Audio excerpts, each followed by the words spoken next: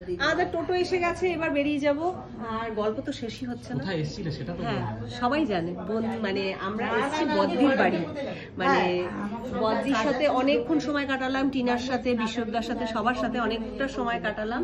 টিনা একটা দরকারের জন্য একজনের সাথে কথা বলতে গেছে, তা এই মুহূর্তে টিনা আমাদের মাঝে নেই, কিন্তু টিনার সাথে অনেকক্ষণ গল্প করেছি।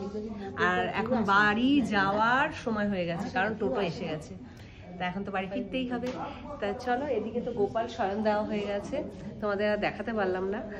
সুস্মিতা পাল প্রোফাইলে দেখানো আছে, যদি চাও ওখানে গিয়ে তোমরা দেখে আসতে পারো।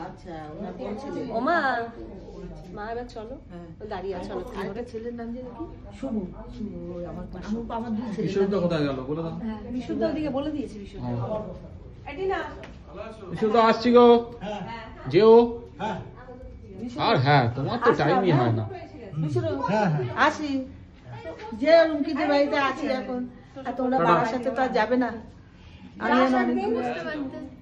না আচ্ছা বাবা, আমার নাতি নামের সঙ্গে তো আমার দেখাই হলো না। কেমন আছো?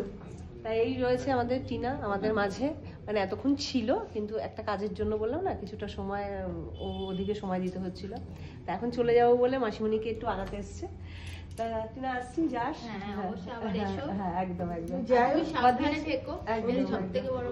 আমি আছি জানুয়ারি প্রথম দিকে চলে যাবো। তুমিও সাবধানে, আমি তো আছি। ওই আমার মেয়ে তো হ্যাঁ, ওর জন্য তো নিয়ে এলাম মানে। হ্যাঁ আগে চলো, আজকে বদ্দি বাড়ি দিয়ে ঘুরে যাই। লাঠিটা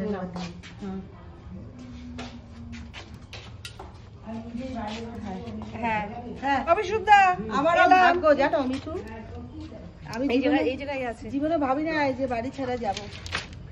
ঠিক আছে, 46টা বছর তো ছিলাম বাড়িতে। ঠিক আছে, সাবধানে নামো।